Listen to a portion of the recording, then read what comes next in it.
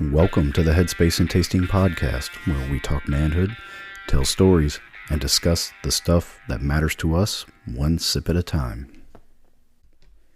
Hello, Kevin. What's up, Matt? Good afternoon. Yep. Turned out to be a beautiful day. Sunshine, mid 50s out there right now? Mm-hmm. Okay. Today is Saturday, March 28th. Coming up on the Easter season. Holy Week. We're going to talk about that a little bit. Yes.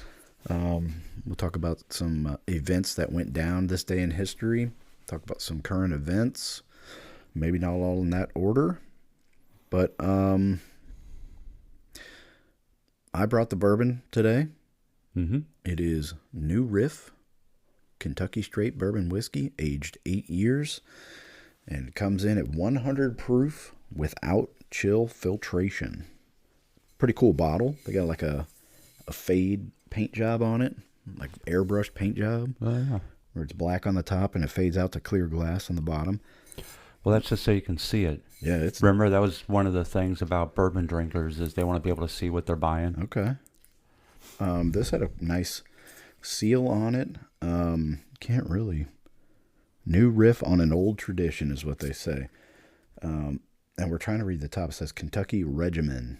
Regimen. I wonder if that's a word we just not in our vocabulary, maybe.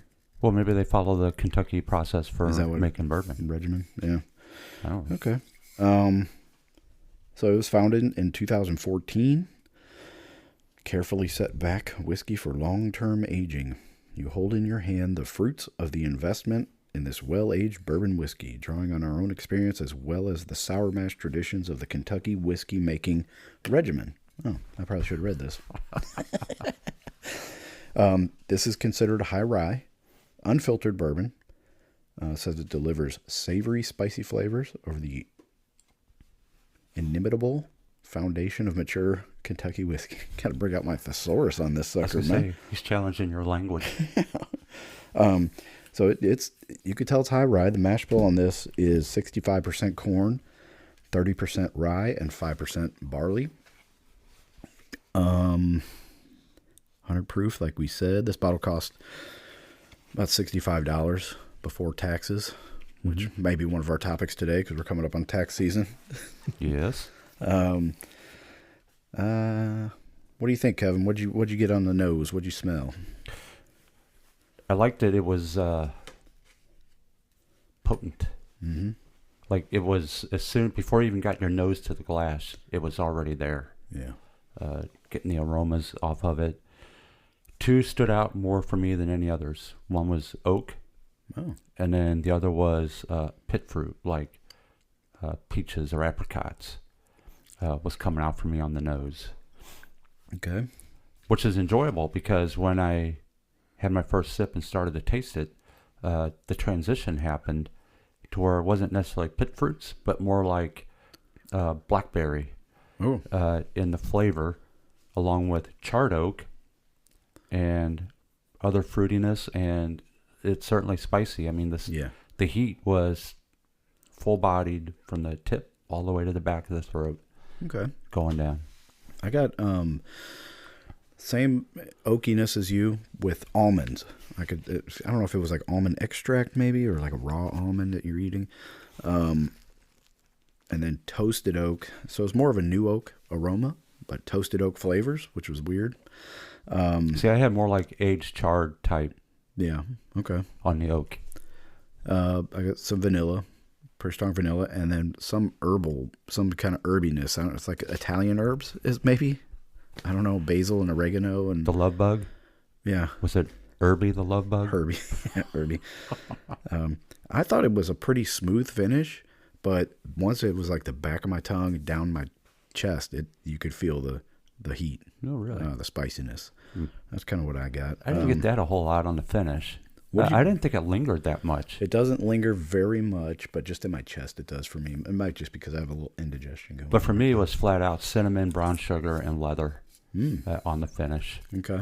So I like the fact that nose, palate, finish, I had different flavor profiles for each, and they were distinct. Did they complement each other? I do. Yeah. No, I do think they complement each other on it. Yeah, I think from beginning to end, I enjoyed the smell, the taste, the finish. I've had New Riff before, but it was their. It wasn't the 8-year. It wasn't 100 proof. I don't think. Might have been a weeded. I can't remember. But the color is like an amber caramel color, I'd say. Nice aged. You could tell it's been aged for a while. And I like it. I do too. We will see what the star rating, 0 out of 5, at the end of the show, so stick around for that. Good luck on my rating.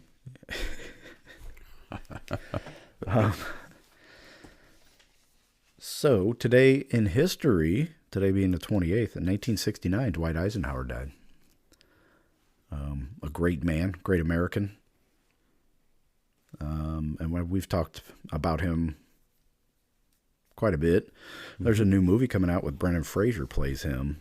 Really? Is that his name, Brendan Fraser? Well, that is a name of an actor. Yeah, Brendan Fraser plays Eisenhower on the decision to go to D-Day. Remember I sent you the preview for that? So it's about the weather. It's the weatherman, the English weatherman, who's the English army, and he's going back and forth about the decision. I guess they had like a training landing that went wrong and some people got killed before then. Is that that landing? What happened for that? The surprise. They were practicing landings at night. Yeah, and German equivalent of PT boats appeared and shot their torpedoes at it and killed a bunch of GIs. So he had that weighing on him, and it's basically about what was going on in his head, that decision to actually go on D-Day that day. So that should be a good movie. Today's also the anniversary of they call it a partial meltdown at 3 Mile Island, but if they say it's partial, it was probably worse than that. There's a really good movie with Jack Lemmon. Oh, yeah? Who is the controller in 3 Mile Island when it happens. Oh. Jane Fonda's in it. She's a reporter. Ew. Who was up in the visitor center when it was all started going down. Automatically makes me not want to watch it. I know. We should sing some Jane Fonda cadences on here one day. About how we used to sing in the Army. it was a scary episode. Yeah, clearly. Yeah. And they didn't say anything to the people around there for a while, and some people got sick, and I guess maybe they didn't want to cause mass panic or something, but that was right at the beginning of the nuclear power era, right? Was it? Well, I guess so. 78? I guess that's when they were really kicking it off. Yeah. Because we have Callaway County, we have the nuke plant out here. It's still in operation. Yeah, yeah. South Carolina has a few. So anyway, that's the significance of 3 Mile Island is they shut it down eventually. Yes. And they continue to use it, and they eventually shut it down. But it's about to get reopened. Yeah, that's what I was going to say. I heard rumors they might start it back up. They're going to start it back up as part of this whole AI. Because they need the power to run the dang server rooms, the data centers. Yes. So it's going to be dedicated to that, I think. Wow. Okay. Well, there's one thing for sure. Like, if you look at the overall safety record of nuclear power, it's considered probably the safest form of energy. But when it goes wrong, it goes way wrong. Yeah. In a hurry. The only good thing about 3 Mile Island to us is if it goes wrong, it all blows towards Europe. Yeah. Well, it's got to go through a few American towns first, unfortunately. Yeah, but not the breadbasket. So. Oh, man. Well, and the thing about the waste from nuclear energy is you can't get rid of it. Right. So we have places out in the southwest U.S. where they bury it. Yeah. It's all stored. So it's trucked. It's not by rail, but it's on trucks that come through our highways. Yep.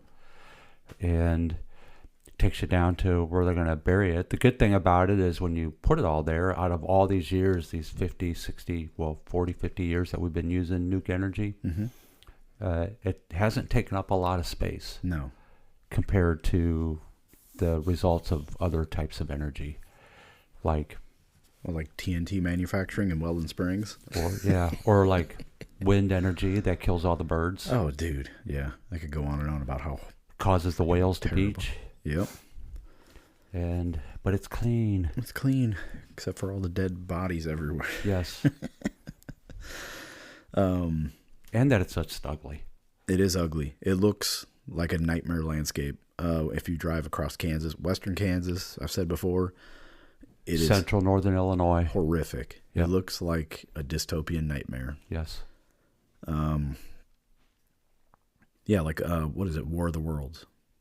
The giant Oh, yeah. robots walking across the. That's what it looks like. Right. It's creepy. What else we got today, Kevin? Well, you know, we have Operation Epic Fury, Yeah. and I've come to the understanding that the defense officials and President Trump had no idea what they were getting their hands in. I agree. I really think, even now, I think what they were thinking, and this is just me thinking and talking out loud, is that they thought that if they were to do this, or if the U.S. was to do this, the whole world would be crying, "Thank you, United States, Right. for getting rid of this terror regime and opening the world back up to normalcy." And when we started to do it, nobody stepped in. Mm-hmm. And yeah, I mean, we're partnered with Israel on it, which is fine with me. I'm not worried about that part. That's different politics. But no one stepped in. And even our traditional allies, France, Britain especially, and hey, you British, remember we kicked your ass once. I don't want to go over there again and eliminate all the issues that you guys are having to get back to normal. Well, But the reason why France, Britain, and Spain didn't participate this time around and turn down at least the use of, you know, our air bases in their territory is that a third of their population now is Muslim. mm-hmm. And so they can say what they want, but they are not the countries they used to be. And I really think that unless something happens with those countries, I would say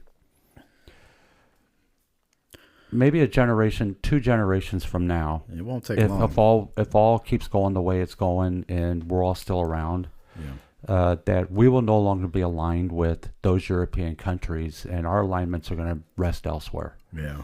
for that very reason. I think France will be the first one to go. They're the weakest. Spain is second. Spain will be right behind them. England, Nigel Farage.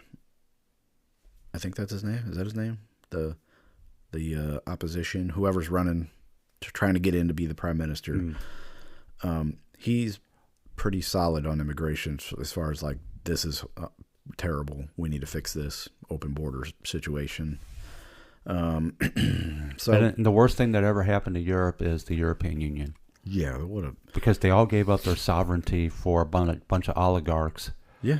And now they're really running things. Yes, like they it are. was supposed to just be a place for them to get together and for currency and trade. Yep. Now they're actually making decisions for other countries. And every time citizens in a country say, we don't like this, they're automatically declared terrorists Yeah. or right-wing activists. yeah, They're never left-wing activists. No, of they're course always not. right-wing activists. yeah, white nationalists or Nazis, whatever Yep. they want to call them. Yep.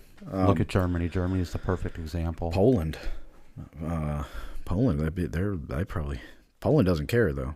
They're like, you can call us whatever you want. Neither does Hungary. No, Hungary is, yeah, they're right there. And the EU wants to get rid of Hungary, and they would rather have Ukraine. Well, Okay. what Go a ahead. dumb decision is that? Yeah, go ahead.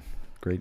It'll be Russia here soon. But so- you know, the concept of going after Iran is not like you're going to walk into Iraq or Syria, who's already had civil wars, or they got old equipment, you know, outdated tactics, whatever. Iran has a modern army, yeah, and we've been they hacked into Kash Patel's Gmail account sure and hacked into his phone and got. we've been photos. bombing the heck out of them now for a month, and it has changed nothing in the dynamics. And now they just launched ballistic missiles and drones Medium to range.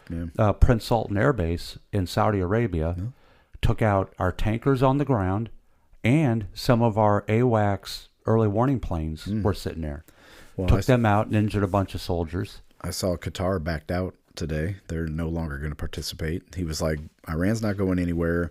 We cannot completely annihilate these people. That's not going to happen. Right. Like, what are we doing here? And then the Houthi rebels, the Ansar Allah, who they are, they're out of Yemen, who the Saudis have been fighting forever. Yeah. With our support. Yep. They're stepping up in defense of Iran. Now we have to go after the Houthis. You know? Well, Iran's been financing them forever. They're probably the ones who created them. I think instead of firing $30 million missiles, we need to fly more A-10 Fairchilds and just use 30 caliber bullets and scrape the ground. There you go. If that's what you want. We got to find a way to get out of it, I think. Oh, I do too. We just need to find a way to get out of this mess. Boots on the ground is not going to do it. It's going to make it worse. Way worse. Yes. And you know what? The American people see the BS. Like, because we know from Vietnam all the way through Iraq, the lies that were told to get us into Iraq is probably the same lies being sold to us for this war in Iran. It's the same thing. They wanted to go into Iran first. They wanted Iran to be the very first target after Afghanistan. But and then all the things that's happening because of it. So we all know fuel's gone up. Yeah. Right? Diesel fuel prices, which I track weekly for my job, one of my responsibilities, we're at the highest level since 2022. When diesel fuel was over $5 a gallon almost the entire year. And gasoline is getting up to that level of 2022 as well. And there is, I don't suspect fuel prices to come down. If they do, they're going to come down maybe after June. Yeah. When things start to straighten themselves out. But at the same time, food is becoming an issue, the food chain, because of all the fertilizer chemicals that come out of the Middle East. Petroleum-based fertilizer, yeah. That is coming apart. Even Russia announced the stoppage of exporting their ingredients to make fertilizer because they know they're going to need it because it's about to come to a halt. Yeah. And it's going to cause some issues. And then we have transportation costs at the same time overall. All these ocean liners or container ships and fuel tankers, they're all throwing fuel surcharges on it. Even here in the States, just to drive a truck around, if you're going to have a load shipped, those prices have gone up anywhere from 15 to 30 to 40% just on a single load. And fuel surcharges are kicking in now where everybody's got to pay for that. And even the market's starting to show it. The markets are down 10%. So we're in correction territory on the markets. Now, everyone goes, well, that's kind of a good thing because we can buy the dip, blah, blah, blah, blah. And that's a consumer investor, which we're considered consumer investors. And if we were to buy stock or a mutual fund or whatever and we buy into it, we're going to buy a little bit more because the stock's dipped today. But there is the opposite trend is actually happening now. What they're showing is that the consumer investor is no longer buying the dip. They're now selling the spike because they know it's coming down and they need to build their cash. And that's what Warren Buffett's been doing. Warren Buffett's been buying U.S. Treasuries. I sold the spike. Sold my silver bullion when it was up in 90s, high 80s, low 90s. I sold my silver bullion. Sold my stocks.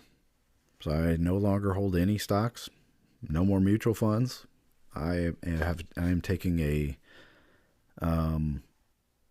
different track when it comes to my finances, and that is paying down debt at a breakneck speed. So everything I sold went straight to pay down debt and to just eliminate, because that's the only way I'm going to be able to hedge against inflation, is to have more buying power with my dollar. Right. Or have more dollars to buy with, basically, because it's going to be inflated. Yeah, and speaking of silver, today's price is $70. So it's significantly come down. Yeah. I mean, it was 114. Yeah, that was crazy. Briefly.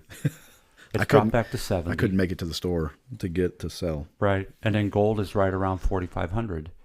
It's also fell more than $1,000. But you know what freaked me out, man? What made me actually make the decision to sell was when the store that we normally go to said we're not buying any sterling, and we're not buying bullion. We're only buying coins. They weren't buying like the blocks of silver. Right. Only the faced coins. And then another store closed, and then another store I was going to go to said they didn't have enough cash to buy the silver. And I was like, holy crap, this is weird, man. Right. So I gotta offload this stuff quick. So, and all this to say that 2022 inflation hit a 40-year high. Mm-hmm. And here we are in 2026, and all the same things are taking place. Yeah. Because of one geopolitical event. Right. It's all emotion based as well. Nothing has been corrected yet. So who knows what's going to happen over the next quarter or so? We'll see. So what was the reason for starting this war in Iran this time? Did they say it was they were days, weeks away from creating a nuclear bomb or something? Well, I didn't hear that much. I don't know if everything to me was supposedly the uprising amongst the people. Yeah. And they started shooting everybody, and we jumped in to... Yeah, they killed thousands and thousands of people. And supposedly we jumped in to spur them on, but as soon as we did it, they didn't do anything. No. I don't even know if the women still have their hijabs off and are burning the pictures of Ayatollah with their cigarettes. I have no idea.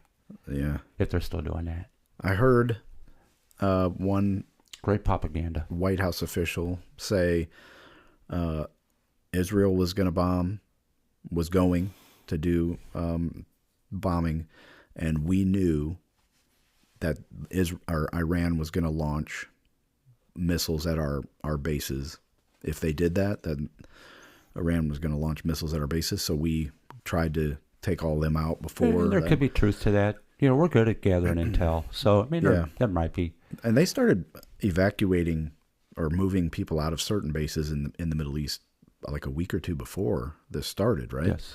So that to me was like, oh, we're definitely about to do something here. And I'll give you some insight about President Trump, and I'm sure the rest of the world has already caught on. But anytime we do a troop buildup somewhere, oh yeah, it is never just a show of force. No. We're actually going to do something. So we have two Marine Expeditionary units plus I think it's a brigade. It's a brigade combat team. Brigade combat team from Fort Bragg, the 82nd Airborne Division. They're probably in the area by now. Oh, yeah.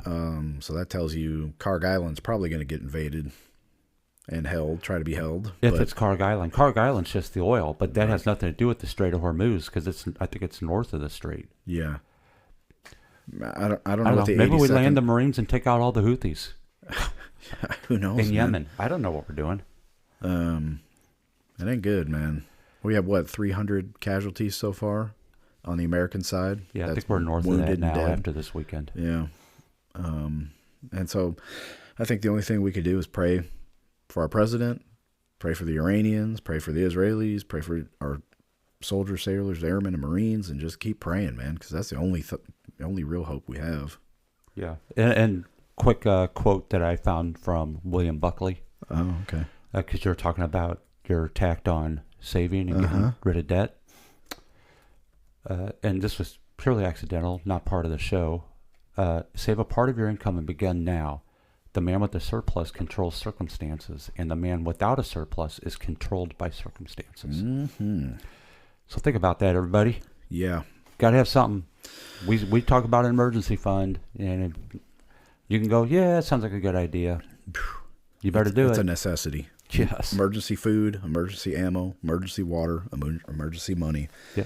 Because you never know when it's going to be our turn to go through that kind of hardship, man. Sure. Maybe we'll rehash some of that next week, maybe. Yeah, maybe so. Anything else about current events you want to talk about? We got the 250th anniversary coming up. We got the UFC is supposedly putting a fight on in the White House lawn, and it's going to be in June, so it's probably going to be 100 degrees with 60% humidity, and you're going to have some fighters out there trying to dehydrate themselves 24 hours before the fight to make weight, rehydrate, and then go out there and fight in a sauna, which is absolutely ridiculous and disrespectful. In my opinion, I think it's asinine that somebody came up with this idea and they're going to do it. Well, you also have Formula One. It's Formula going to do the One. road race But that's going to be through DC. DC. I think that would be pretty cool. Yep. The one in Vegas is awesome. Have you ever watched that? No. Oh, dude, it's so cool. They go right past all the casinos and stuff. It's pretty neat. I'm okay with an F1 race in DC. I think that's all right. But having a cage fight on the lawn of the White House, that's beyond the pale. The anniversary dime and quarter on the reverse side with the eagle. Yeah, this is scary. Traditionally with the olive branch and the arrows. They eliminated the olive branch on all of them. That's really... Are we just a bunch of warrior we're kingdom people now? We're just, yeah. That completely defaces everything as a country that we've ever believed in. But then again, most people these days don't even know what our country is about. No, they just... Doesn't make any sense. The only thing they know is what's on Fox News or CNN within a 5-minute window, and then it leaves their brain. Or TikTok. Yeah. Yep. Oh, boy. Yeah, there you go. Well, there's one thing that is solid and for sure and unchanging, and that is God's Word. That is correct. Right? And we are now in a very holy season in the Christian faith of what they call Passion Week. Yeah, technically it starts tomorrow. Tomorrow, right. But we record on Saturday, so we're going to talk about it now. Mm-hmm. And we're at a time in the Bible, in the Scripture, where Jesus is about to make his entry, triumphal entry, I should say. But the night before, you have a gathering, and I'm trying to scroll through my notes, but where Mary anoints Jesus' feet with oil, and apparently it was so fragrant and so much of it, I think it was a pound of this oil, and it filled the whole entire house. And she actually took her hair down, which was very unusual for Jewish women back then, and used her hair to, wipe the excess oil or to wipe it in to his feet. And there's some accounts that she also poured it on his head and all that. But we want to really talk about the triumphal entry today, right, Kevin? Yep. Okay. Go for it. So we're going to spend some time actually bouncing around in the Bible a little bit today. Mm-hmm. It'd be kind of fun. Because, again, we're history buffs. We started that way. Yeah. The show that way. But it all fits together. So I'm going to read right from Matthew, the book of Matthew, chapter 21. Okay. As they approached Jerusalem and came to Bethphage on the Mount of Olives, Jesus sent 2 disciples, saying to them, "Go to the village ahead of you, and at once you will find a donkey tied there, with her colt by her. Untie them and bring them to me. If anyone says anything to you, tell him that the Lord needs them, and he will send them right away." This took place to fulfill what was spoken through the prophet. "Say to the daughter of Zion, see, your king comes to you, gentle and riding on a donkey, on a colt, the foal of a donkey." The disciples went and did as Jesus had instructed them. They brought the donkey and the colt, placed their cloaks on them, and Jesus sat on them. A very large crowd spread their cloaks on the road, while others cut branches from the trees and spread them on the road. The crowds that went ahead of him and those that followed shouted, "Hosanna to the Son of David! Blessed is he who comes in the name of the Lord! Hosanna in the highest!" When Jesus entered Jerusalem, the whole city was stirred and asked, "Who is this?" The crowds answered, "This is Jesus, the prophet from Nazareth in Galilee." So there's some really significant things there. A lot. The next day, that would have been Sunday, the large crowd was in Jerusalem for the Passover feast. And I'm reading notes from Dr. Constable's notes on John. I chose John to look through because it's chronological. They think, or they know, it's pretty chronological. And it was a pretty big, raucous crowd. The waving of the date palm branches, that was a common practice at national celebrations in Israel, and it had become a symbol of nationalistic hope. Even today, that's on the coins. Oh no, it's on the coins they produced during the war with the Romans. And then Hosanna is the transliteration of a Hebrew phrase that means "give salvation now." The Jews commonly use the word in their praise at the Feast of Tabernacles, dedications, and Passover, part of Hallel. Temper choir. Let's see what else was in there. So Hosanna. Yeah, so it was the donkey. That's what I wanted to talk about. The colt. And it wasn't a full size donkey. It was like a young donkey, right? Mm-hmm. And that was in Zechariah 9:9. Can you turn to Zechariah 9:9? Oh, challenge me. I like it.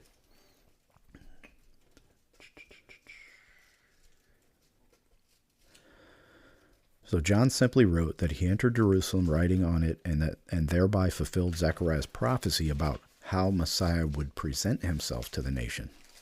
You said 9:9? Yes.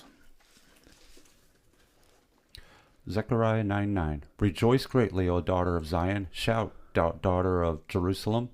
See, your king comes to you, righteous and having salvation, gentle and riding on a donkey, on a colt, the foal of a donkey. So this was a fulfillment of a prophecy from, how do you have any idea when Zechariah was, like, how far in history that Zechariah was written?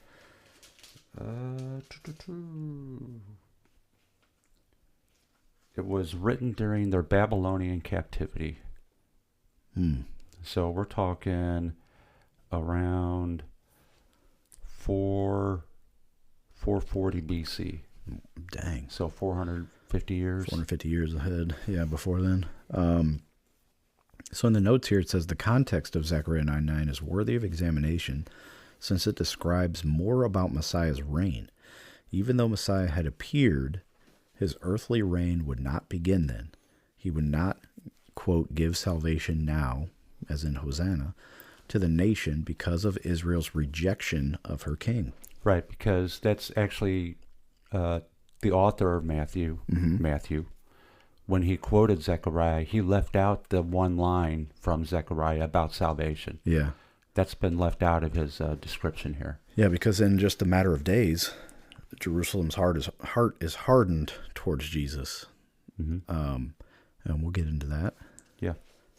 What else did you have? Well, I wanted to touch on his triumphal entry and the timing. So throughout history, throughout Jesus' life, we know bits and pieces, especially when he was younger. We don't know a whole lot. No, not much.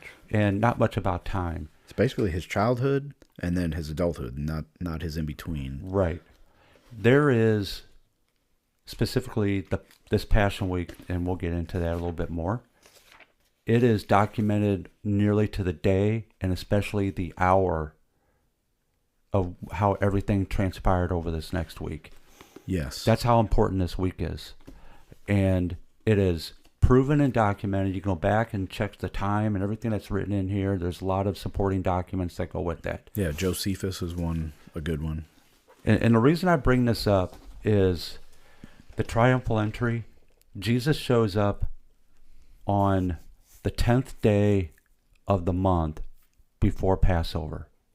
And Passover takes place on the 14th, the night, and then day is the 15th, right? Yeah. 5 days from now, yes, Jesus will be crucified Friday. What is significant about this is Jesus showing up today, the 10th day of the month, is that it's the Passover. So, and it is the week of the Passover. Yeah, so everybody's going to here. Jerusalem. Right. And the Passover, what's important about it, it is the most important feast, ceremony, event that Jews celebrate every single year to this day. And the Passover, the very first one, goes all the way back to Moses when they're in captivity in Egypt. And the night, they know they're going to get set free the next day. But that night, what they called the Passover is when the angel of the Lord was going to come down and strike the firstborn of everyone in Egypt and kill them. Mm-hmm. But in order for you to be saved, you had to sacrifice a lamb and then take the blood from that lamb and spread it over the doorposts. Didn't it have to be a spotless lamb too? Like Yes. pure white lamb? Yes. Yeah. You had to spread it over the doorposts of your home. Right. And then when the angel of the Lord came, and if you saw the blood, he'll pass over you, your home, and go to everybody else. This is what's significant. So the book of Exodus describes the original Passover, and I'm in chapter 12. The Lord said to Moses and Aaron in Egypt, "This month is to be for you the first month of your year. Tell the whole community of Israel that on the 10th day of this month, each man is to take a lamb for his family, one for each household." And then I'll skip down a little bit. You are to determine the amount of lamb needed, blah, blah, blah. Keep going. Take care of them. In other words, you're supposed to take care of them in your house. The lamb. The lamb. Yes. Take care of them until the 14th day of the month, when all the people of the community of Israel must slaughter them at twilight and put it on the sides and tops of the door frames of the houses where they eat the lambs. So Jesus, the Passover is the 10th day of the month. Yeah. Jesus, the Lamb of God, The spotless, sinless. yes, Yes. enters Jerusalem the 10th day of the month of Passover. And his crucifixion, betrayal, crucifixion, falls exactly in line when the sacrifice takes place in the original Exodus story. Yeah. To save everybody.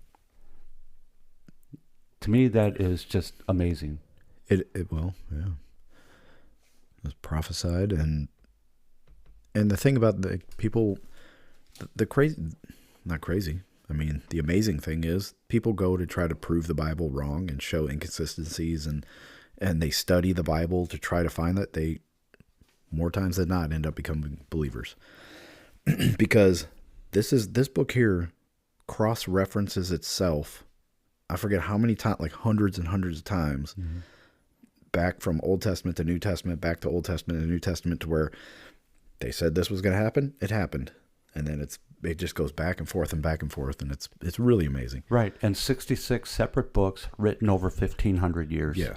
All piled together. And then when they found the Survived. Dead Sea Scrolls, it was verbatim what we have in our Bibles today. Right. Right. And for those of us who read the Bible, we tend to skip over many things. We read it and go, "Oh, Jesus, he entered Jerusalem," you know. Yeah, but what's the significance of? There's a reason why it's written there. That's the good thing about study Bibles, because over in the margins, it'll give you the correlating Old Testament, basically where it said in the Old Testament, this will happen. Yeah. And then it happens. And I used to think about that. Picture St. Charles, right? St. Charles is a city of about 110,000. At the time of the Passover, at the time of Jesus, when all the Jews were showing up to Jerusalem, the population was about that large. Yeah. Just to celebrate the Passover. And so I picture St. Charles, and you have no telephones, no computers, no, anything, television. And then you have this dude who is in Earth City riding on a donkey crossing the Blanchette Bridge. And you have 100,000 people suddenly get word, and they're all on the roadway cheering him as he rides into St. Charles. That's the closest thing I can get a picture of reality and compare it to Jerusalem at that time. Yeah. Of what it might have looked like. Yeah, and the significance of a triumphal entry was Rome, when a conquering general was returning to Rome, the streets would be filled with all the citizens cheering him on, and he would have this like a wagon train of all the spoils of war, all the slaves he took, the heads of all the generals that he killed, the treasure and all that sort of stuff, and he would ride in to Rome when all the prisoners would go to the Colosseum to fight lions and stuff, but the people would be, it was a triumphal thing. It was a huge, like a ticker tape parade, massive thing. Right. And traditionally, if you go back to the original, before you had King Saul, you had the judges. Yeah. And traditionally, the judges, when they would enter a town, they would enter riding on a white donkey as a symbol of judgments coming. Oh. And Jesus rides in on a donkey, but he's not here to give judgment. No. That's not until his second coming. He's here to save us from judgment. Yeah, this is your last chance for repentance. He's giving you that opportunity. And there's actually, there's a few other verses, like if you go to John 12:37, 37 through 50 just talks about the unbelief of Israel. In the King James, it says, "But though he had done so many miracles before them, yet they believed not in him." So it's like he was showing them all of this stuff, and they just would not believe. I kind of get that from just a human perspective. I mean, you even had 12 disciples all the way up to the time that he was crucified. Until the tongues of fire. What was that called? It's the word just left my brain. After Jesus, when Jesus comes to visit him, or the Holy Spirit comes and. Oh, dang! You're challenging me all of a sudden. Come on, man! After Jesus is dead, he's risen from the risen. Yeah, I know. When the Holy Spirit comes on everyone. That word is just leaving my brain right now for some reason. Yeah, we'll get there. Because I wasn't focused there. My Aunt Dot's probably screaming at her phone right now listening to this. That's okay. Love you, Dot. We're not preachers. We're just a couple knuckleheads reading the Bible trying to figure, Pentecost, that's what it was. So they were, even then they were like, oh, it's over. Jesus is dead. He's not here anymore. They were all shut up and locked into a room because they were afraid they were going to get captured or arrested. Right. Yeah. They thought their whole world came to an end. Yeah, they did. They lived with the man. They did. And they saw him feed 5,000 people with a couple loaves and a couple fish. And raise people from the dead. Raise Lazarus from the dead. Walking on water. All that sort of stuff. So, yeah, the triumphal entry. Then Jesus announces his death. Unbelief of Israel. Explanation of Israel's unbelief. I'm just reading through my notes. You have the final exhortation to believe. Then Jesus enters into a private ministry. Let's see. That's chapter 13 through 17. Now before the feast of the Passover, when Jesus knew that his hour was come, that he should depart out of this world unto the Father, having loved his own which were in the world, he loved them unto the end. So there was it was weird, just a matter of 3 days? 2 or 3 days from his entry to when he was like, got to go and do my. Well, this coming Thursday would be the Last Supper. Yeah, the Passover meal. Yeah, so Sunday, Monday, Tuesday, Wednesday, 4 days. The Last Supper is in chapter 13. So where do you want to go next? Yeah, because the only thing he did on Sunday, he had the triumphal entry, and then he immediately went to the temple. Yes. And cleared the temple of all the vermin. The money changers and that's when he flipped the tables. The mafia. Right? Didn't he whip people with a cat of nine tails too? Something like that? Yeah, he made a whip out of reeds or something and started chasing everybody out, or grabbed somebody's whip. I don't know which. But yeah, and chased everybody out of the temple. It says this is a holy place. Yeah. Get out. And then you hit Monday. Was it Monday? Probably Tuesday. I don't remember when. We at the beginning you mentioned. Oh, they wanted to kill Lazarus too. All the priests, the chief priests. Yes. Because he was popular. He was kind of in hiding after Jesus brought him back to life.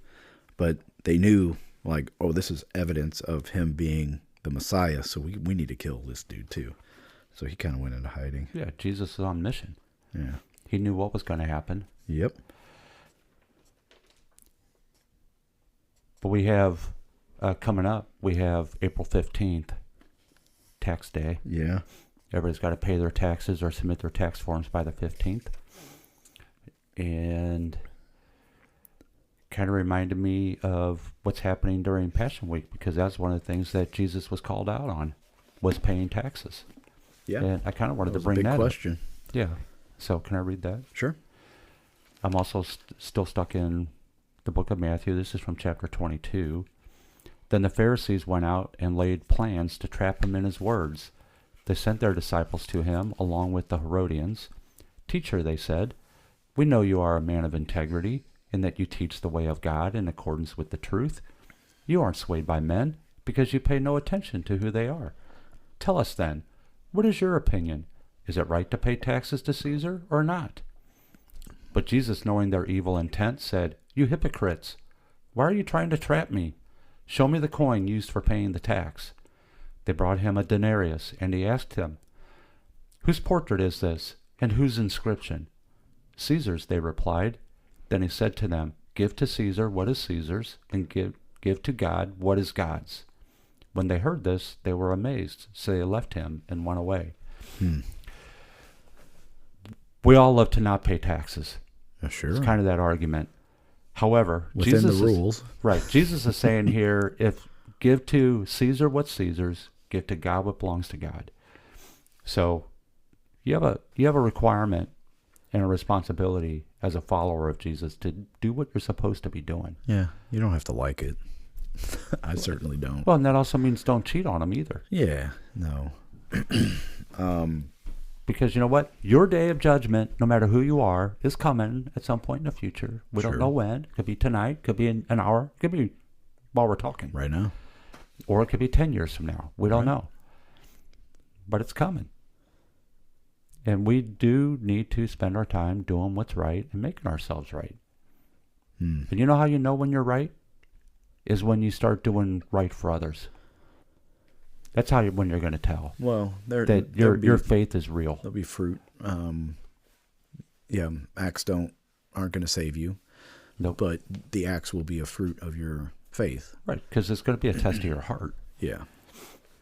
Yeah, and that doesn't mean we make mistakes. We won't make mistakes. We're still human beings. You know, we're still going to make poor decisions and sin, but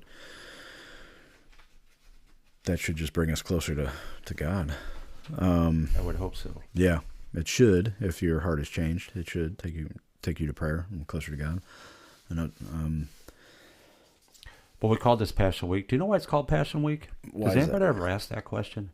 I don't know if I've ever heard it called Passion Week before we started this conversation, honestly. Really? Yeah. Or the Passion of the Christ? Well, I know that, obviously. You've heard that? Yeah, I know that the passion is like the suffering the passion of the Christ is like the suffering. You kind of nailed it. It's from the Latin word passio, meaning suffering or enduring. I'm quoting from here. Referring to the intense physical and spiritual suffering Jesus endured during his final week of life leading up to his crucifixion. And it covers the period of Palm Sunday through Good Friday. So passion does not mean strong enthusiasm, but rather the enduring agony, including the betrayal, trial, scourging, and crucifixion. Yeah. It's also called Holy Week. Holy Week, that's what I would normally hear. So I've never seen the Passion of the Christ. I've always had a mental block where I don't want to see it. Yeah. But I'm gonna watch it this year. It's a challenge. Yeah. I imagine it will be. I don't know. Do we want to get into the details of that right now, or maybe want to save it for next week? Maybe. We'll see how it goes. So we had the triumphal entry leading up to the Last Supper. And we talked about Judas a little bit the other day, about the moment that Jesus acknowledged he knew Judas was going to, he obviously all knew the whole time Judas was going to betray him, or was betraying him, because he was stealing from the money box. But when he finally verbally acknowledged, go do what you're supposed to do, basically, I think that's kind of what he said. Do you know? Yeah. But that Last Supper, do it quickly. Yeah. Just get on with it, In the notes here, in this constable's notes, it says there was a first supper, was the feeding of the 5,000 at the end of the Galilean ministry, which was mainly to Jews. The Jewish guests would feign. What?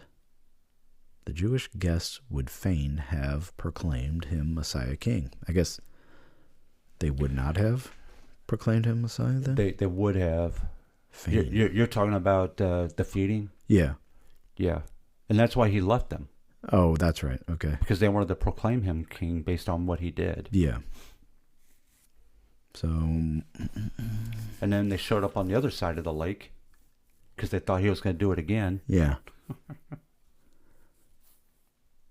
So, in the Synoptic Gospels, which would be Matthew, Mark, and Luke, right?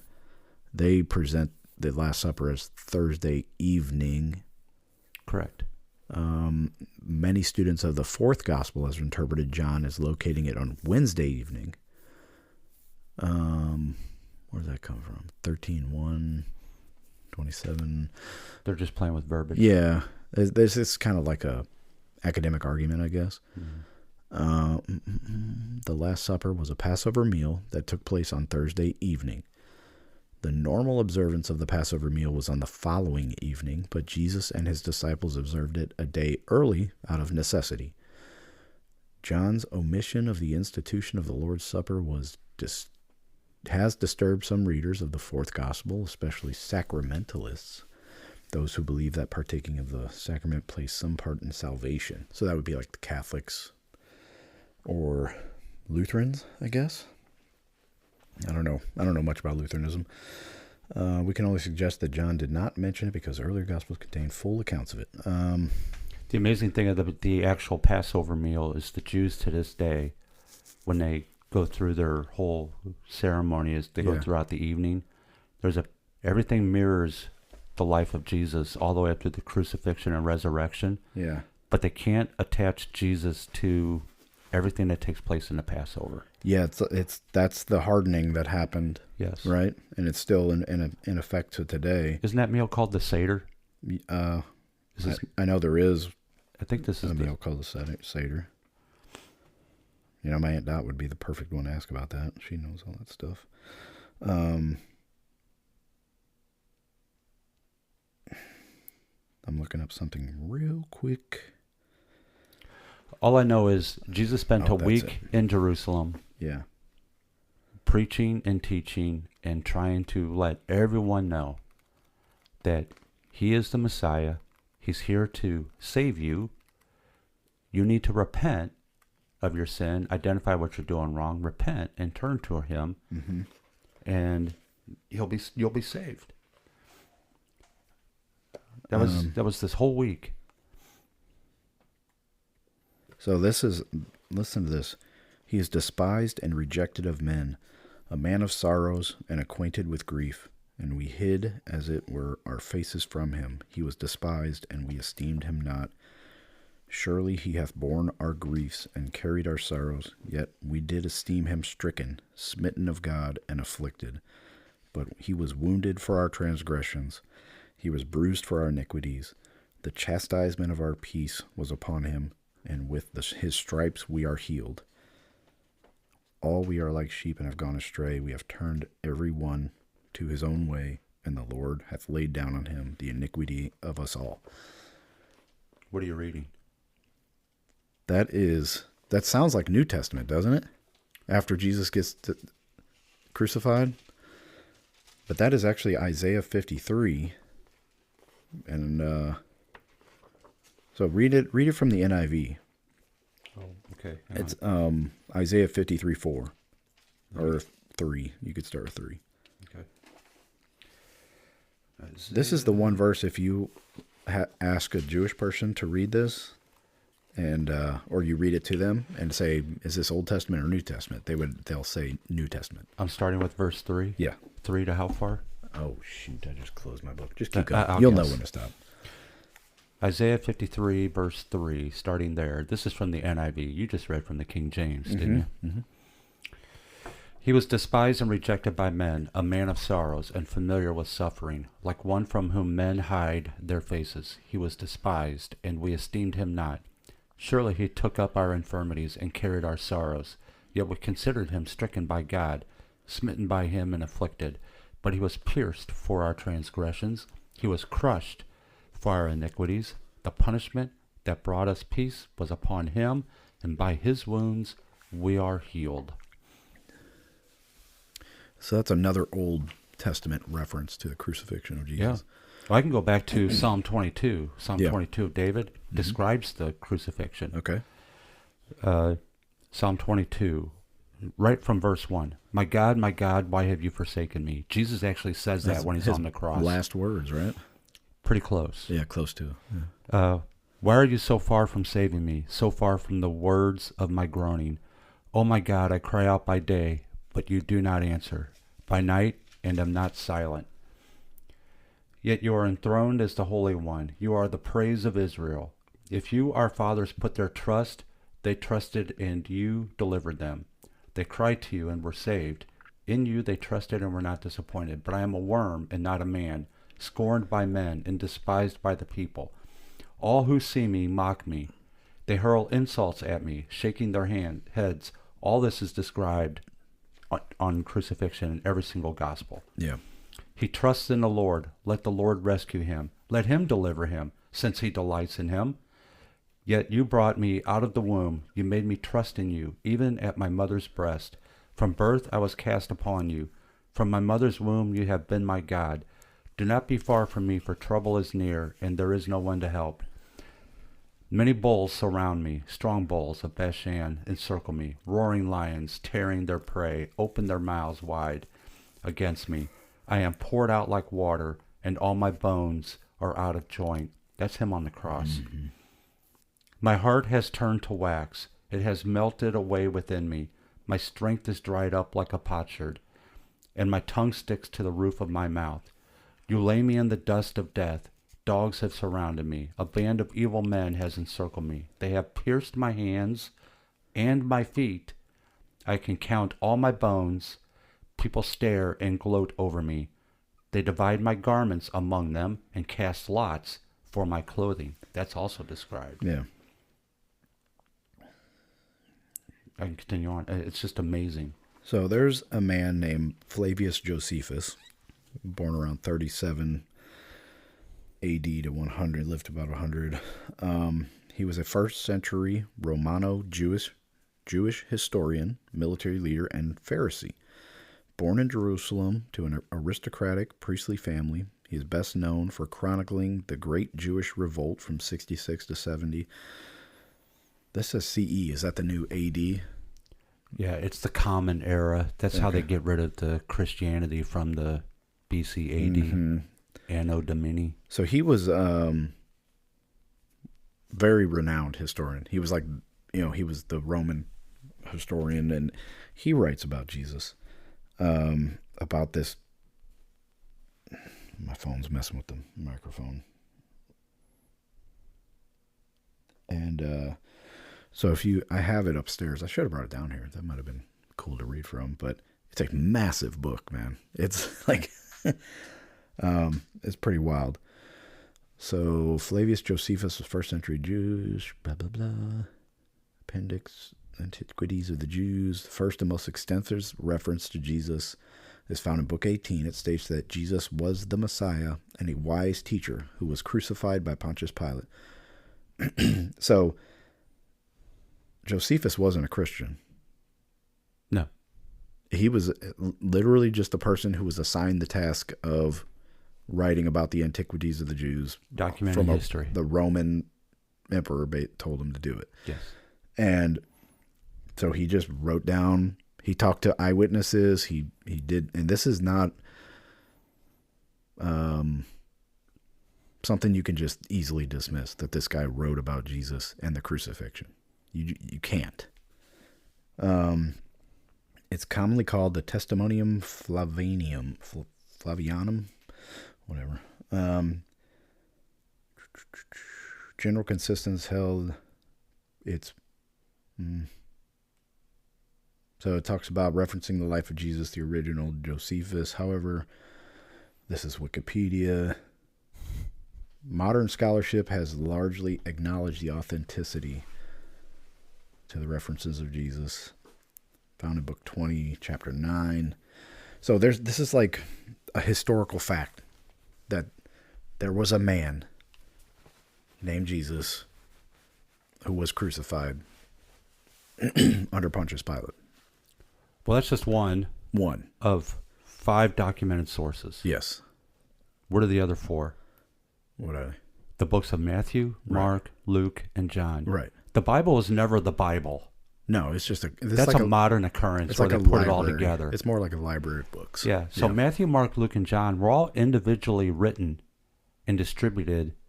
And what makes these documents historically accurate is they were written within the same one generation of the events.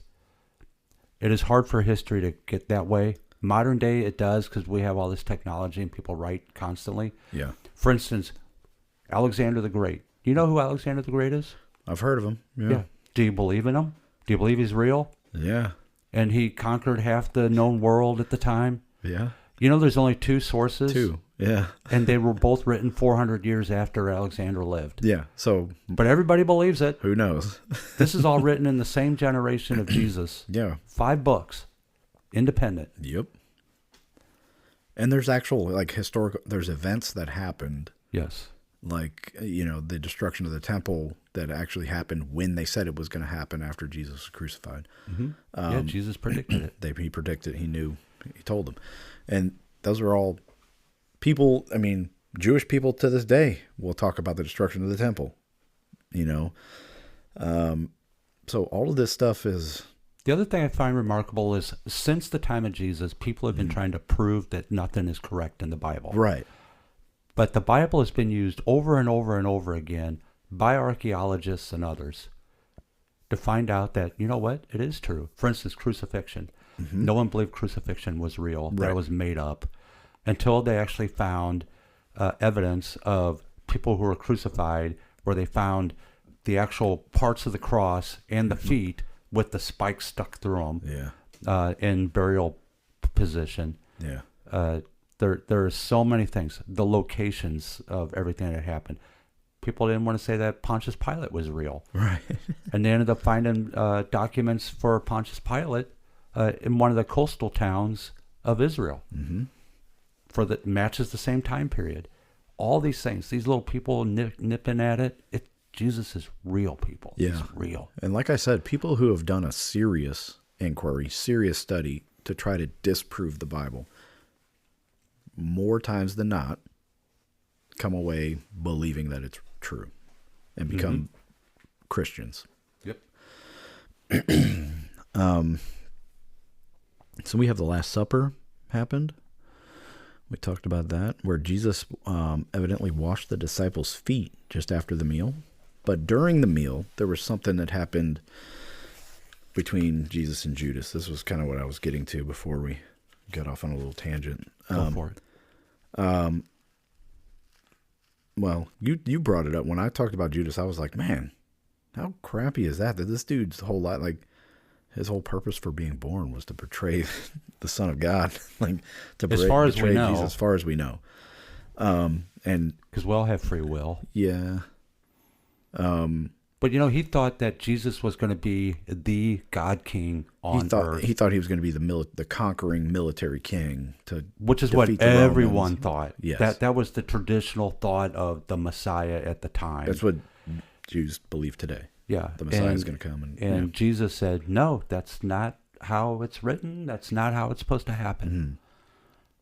And but there was a moment where, what was it? Judas dipped his bread in the bowl of soup or something like that. Yeah, Jesus during the Last Supper said that one of you is going to betray me tonight, and no one believed. Yeah, they were like, "No way, it ain't going to be me. Can't be me. No way." And then John asked Jesus, "Who is it?" And Jesus said, "It's the one who dips his bread in the bowl with me," and it was Judas. Yeah. And then he looked at Judas and says, "Go and do quickly what you must do. Do what you must do and do it quickly." I'm trying to scroll through my notes to see this constable's notes to see if there's any mention of that. So Jesus' realization that his hour had come. And that was the time that Satan entered Judas. This talks especially about his love. So he even washed Judas's feet after the meal. Well, see, I don't think Judas was there. Go to he was gone. John 13:2. It says, the supper in view was the evening meal. It was a Passover meal. Jesus evidently washed the disciples' feet. It says the disciples. Here.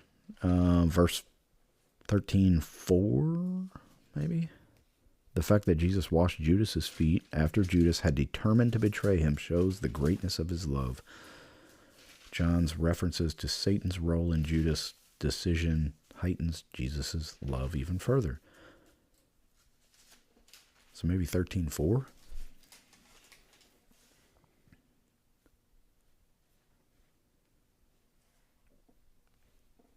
Well, 13:4 is when Jesus washes the disciples' feet. Does it mention, what about 13:2? Does it mention Judas at all in those verses? No. I wonder why he would put that in the notes here. Well, he might not have had the details. Yeah. Like all the authors had written for different audiences. Yeah, different audiences, right. Matthew was for the Jews, right? Yep. That's about as far as I know. Hang on, let me bounce back, flip through my pages here. So this says in here, Jesus dressed himself like a slave when he washed their feet. Washing feet in such a situation was the role of the most menial of servants. Here Jesus reversed normal roles and assumed the place of a servant rather than that of a rabbi. His act demonstrated love, provided a model of Christian conduct, and symbolized cleansing. What do you got? Hang on. Normally, a servant would have been present to perform this task, but there was none present in the upper room, since it was a secret meal. The disciples did not want to wash each other's feet since they had just been arguing about which one of them was the greatest. Go ahead. Well, from the book of Matthew, during the Lord's Supper. Mm-hmm. When evening came, Jesus was reclining at the table with the 12, and while they were eating, he said, I tell you the truth, one of you will betray me. They were very sad and began to say to him, one after the other, Surely not I, Lord. Jesus replied, The one who has dipped his hand into the bowl with me will betray me. The Son of Man will go just as it is written about him. But woe to that man who betrays the Son of Man. It would be better for him if he had not been born. Then Judas, the one who would betray him, said, Surely not I, Rabbi. Jesus answered, Yes, it is you. Oh, called him out right to his face. Now, see, they don't talk about it in the book of Matthew. That's where Judas ends. Uh-huh. In one of the other books, I don't know, I can't remember if it's Luke or Mark. Let me see. That's when it says, and then Satan entered Judas, and then Jesus looked at Judas and said, What you must do, do quickly. And then Judas left. Then the Lord's Supper kicked in. Judas was not part of the Lord's Supper. Oh, okay. Well, I wonder what the heck he's talking about here then.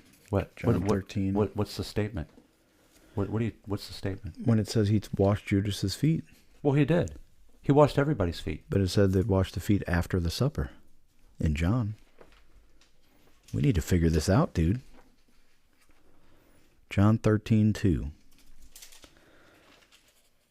The supper being ended, the devil having now put into the heart of Judas Iscariot, Simon's son, to betray him, Jesus, knowing that the Father had given all things into his hands, and that he was come from God and went to God, he riseth from supper, and laid aside his garments, and took a towel, and girded himself. After that he poured water into a basin, and began to wash the disciples' feet, and to wipe them with the towel wherewith he was girded.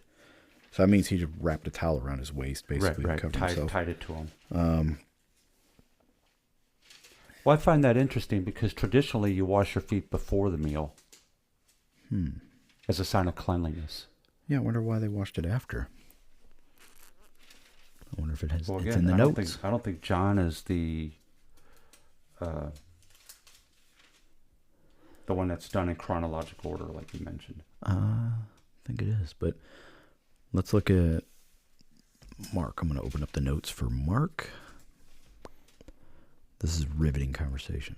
Mm-hmm. Appendix, exposition.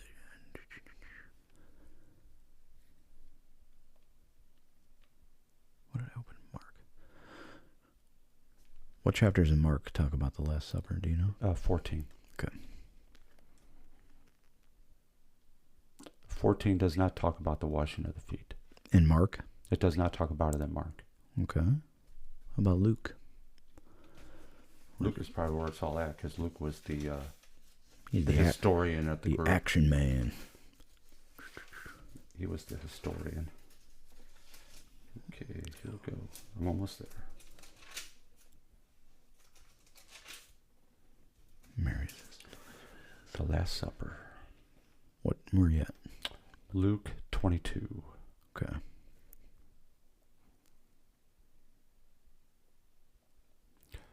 And Luke does not talk about the washing of the feet. I guess we go to Matthew next, huh? See what he says. Well, I thought I did.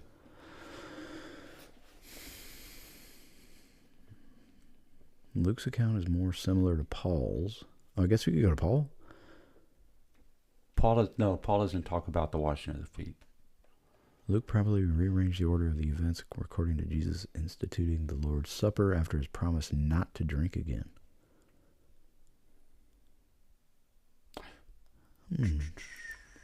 The washing of the feet is only mentioned in John.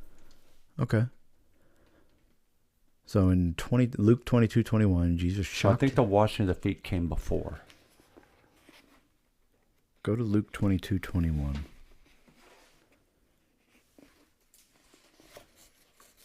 You think the washing of the feet came before the supper? Well, it's not 22:21. That doesn't make any sense.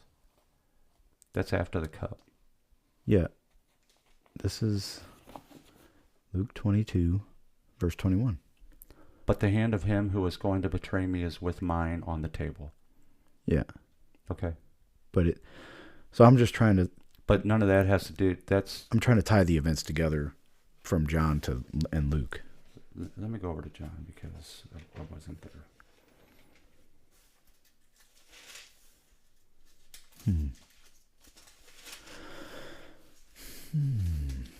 All right, so John 13:2. I guess just chapter 13 altogether.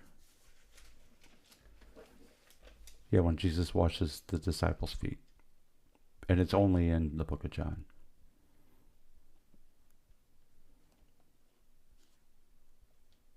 Okay. What do you want me to do? We're trying to figure out did he wash the disciples' feet before the supper or after? And can we just explain to folks kind of what we're doing here? I don't know what we're doing. Well, this is what's called studying the Bible. When you don't know something, you go to the Bible and you look it up, and in the Bible, this calls iron sharpening iron, right? We're going through the process of learning something that we don't know or we're confused on or we have questions about. And this is what it looks like. You just kind of go back and forth. Okay, so if I went to 13:2, the book of John, the evening meal was being served. Okay. And the devil had already prompted Judas Iscariot, son of Simon, to betray Jesus. Jesus knew that the Father had put all things under his power and that he had come from God and was returning to God. So he got up from the meal, took off his outer clothing, wrapped a towel around his waist. After that, he poured water in the basin and began to wash his disciples' feet, drying them with the towel that was wrapped around him. Okay, so as it was being served, he started to wash their feet. Yes. Okay. Knowing that Judas was going to betray him, he still washed his feet. Yes. And then he does, at least in the book of John, then he does the betrayal. Talks about that. Most of the disciples remained silent as Jesus washed their feet, but Peter could not refrain from objecting, because he was rarely able to refrain from being silent. Apparently. Yeah, so verse 27, as soon as Judas took the bread, Satan entered into him. And then Jesus said, "What you are about to do, do quickly." But no one at the table at the meal understood why Jesus said this to him. This was 13:27? Yep. Okay. Nobody at the meal understood? Right. Hmm. As soon as Judas had taken the bread, he went out, and it was night. Oh, this says that in the notes here, Dr. Constable's notes, Jesus' act of friendship to Judas ironically triggered Judas's betrayal of Jesus' friendship. Judas accepted Jesus' food, but not his love. Instead of repenting, Judas continued to resist. This resistance opened the way for Satan to take control of him in a stronger way than he had done previously. Evidently, Satan himself, rather than just one of his demonic assistants, entered into Judas.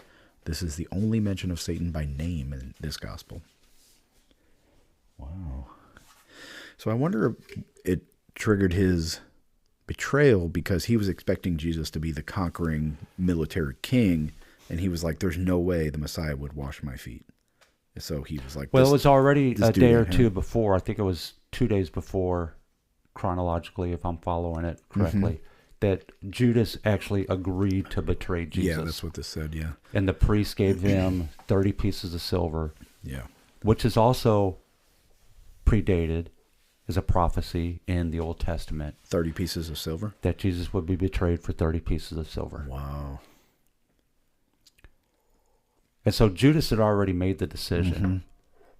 But it wasn't until you get up to the Lord's Supper and Jesus calls him out, and then Satan enters, and he gets up and leaves. So it says, and then the Lord's Supper is done after that. Oh, okay.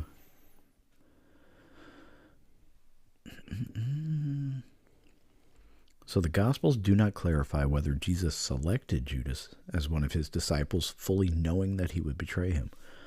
The answer lies in the mysterious realm of the God-man's knowledge, part of which he gave up in the incarnation. Oh, none of the other disciples knew what Jesus meant when he told Judas to do what he had to do quickly. John must have known that Judas was the betrayer, but even he did not know that Jesus was referring here to Judas's arrangements to betray him that very night. Yep.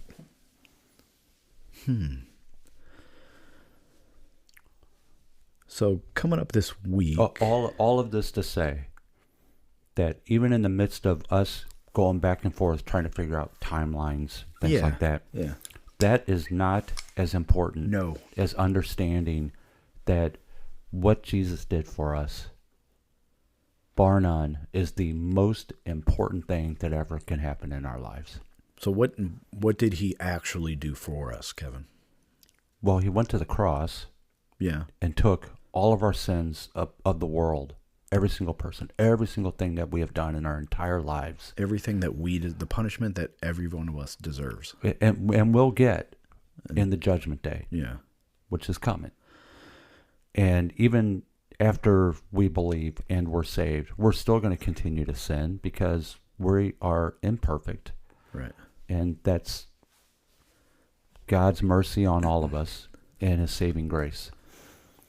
And it's only going to be there as long as we're willing to repent and change our own ways. And Jesus was giving us that opportunity, and he gave it to us. And it's one and done. So it's one of them things that if you truly believe that Jesus saved you and he can wash you of all your sins and you ask for forgiveness, he will come into your life and forgive you, and you are his. You're a child of God from that moment forward, and you don't have to keep doing it over and over again because then you're just grieving the Holy Spirit at that point. What took place is called a propitiation. The word propitiation, right? You're full of big words today. Yeah. It's the act of appeasing, placating, or regaining the favor of a person or deity, often through a sacrifice or a gift to turn away wrath. It is satisfying the justice. It's basically like you're going to court, and you have the judge up in front, and you're standing there, the one who is on trial, and the judge actually comes down off the stands and stands in your place and takes your punishment for you. That's basically what happened. in a layman's terms, in my knucklehead human brain. And I've had that explained to me by a much wiser person, and I probably messed it up a little bit. But imagine you're on trial for murder. Literally. Like all the 10 Commandments, we've broken them all. Yes. Every single one of us. Mm-hmm. And so you're on trial for murder, adultery, lying, having false gods, so on. And you're guilty. There's no defense that you could possibly have. And the judge comes down off the stands, says, I got this, step aside, and takes the punishment for you and sets you free. Mm-hmm. What can you say to that? The only thing you can say is thank you and change your ways, right? Right. And praise the Lord. Praise, like, man, think of the amount of appreciation you would have for that judge as a human. What would you not do for that guy or gal, whoever it is? What would you not do? You know, this podcast and what you and I have been doing here, you know, we talk about manhood, masculinity, leadership, loyalty, things, these different ethos that we live by. We kind of came to the realization that the most important thing that makes us the men we are today is our faith in Jesus. Yes. And it's Jesus and nothing. Nothing else matters. It's it. He's the ultimate prototype for a man that we want to be.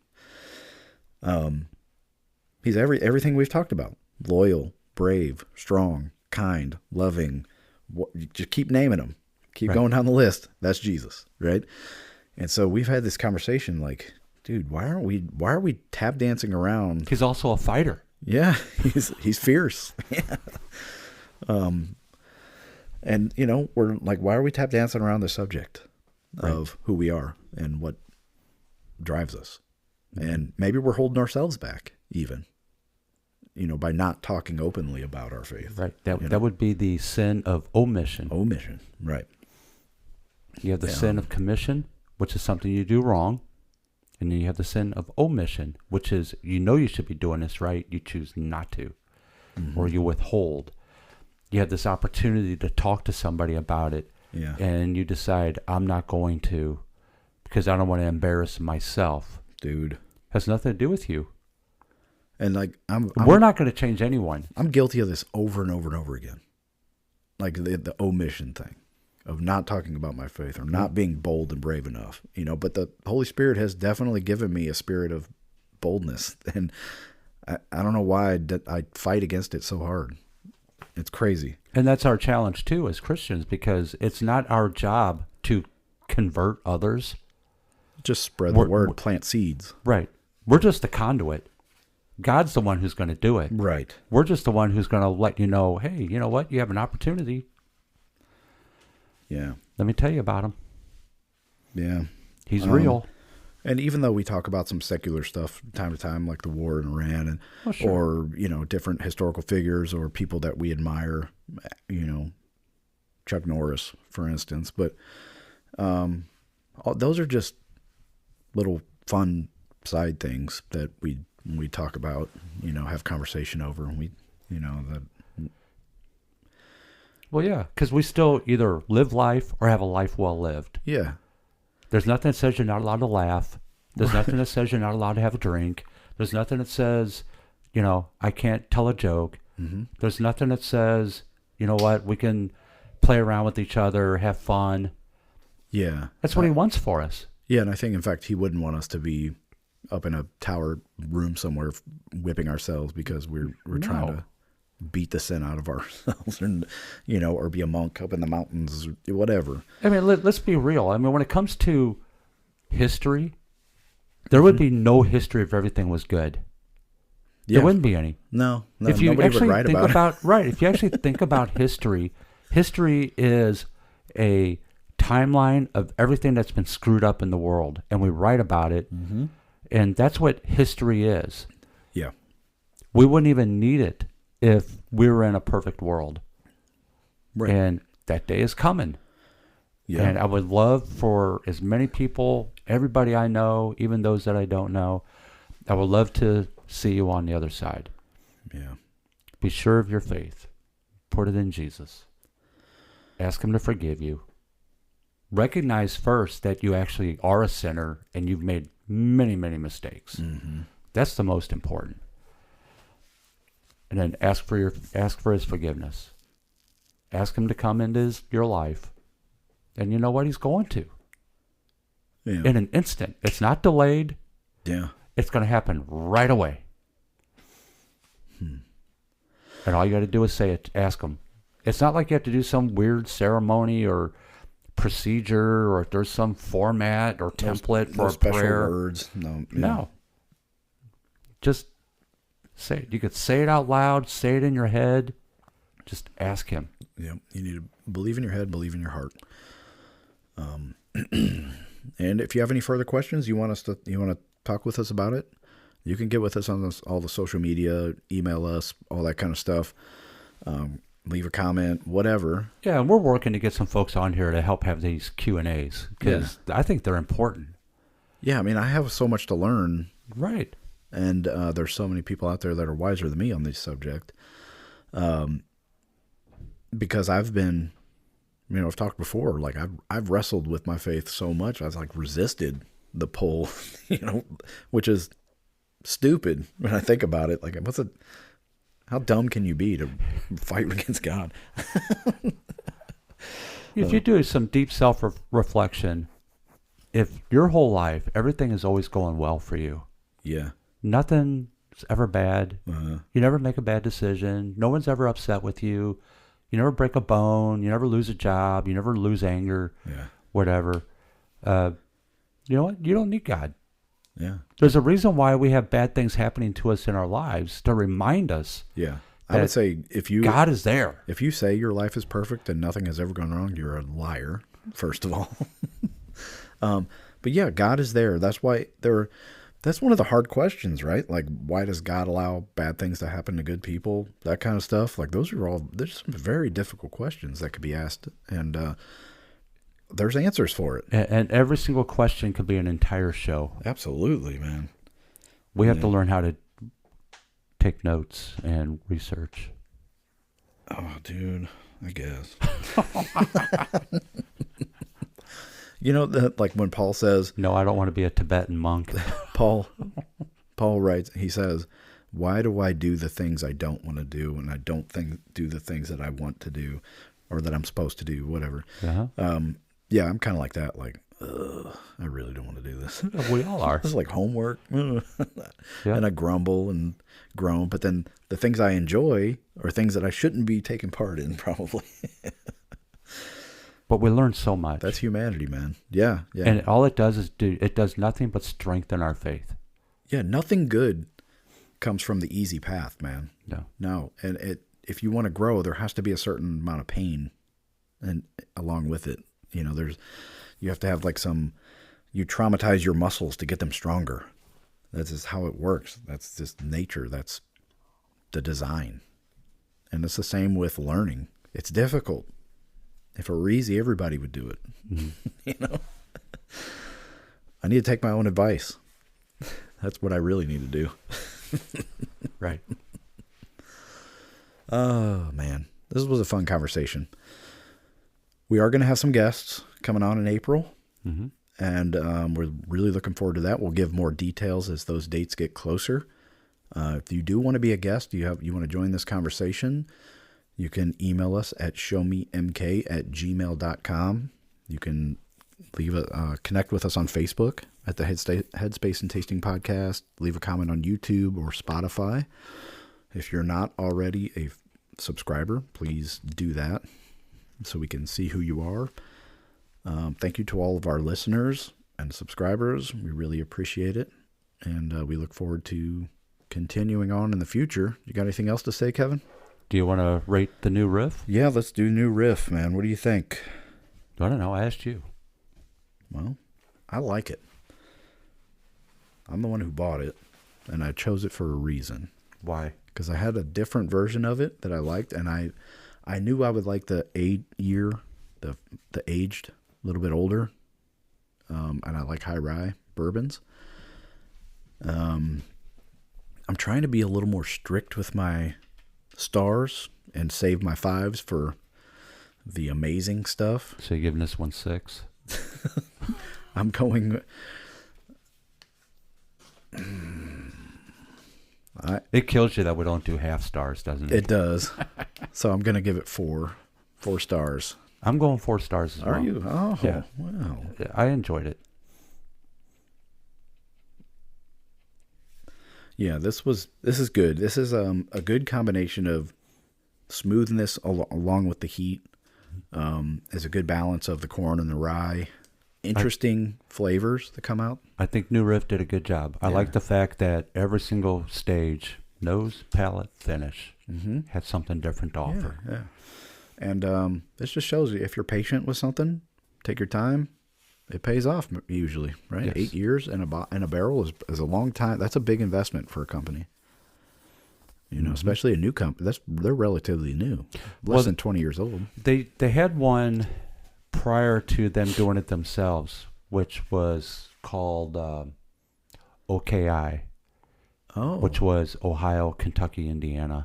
Oh, because they were right by blend. there. Yeah. And so they kind of had their thing, and then they ended up discontinuing and then doing their own. Oh, good for them. As they grew. They did a good job. Yeah, I think that was a smart move.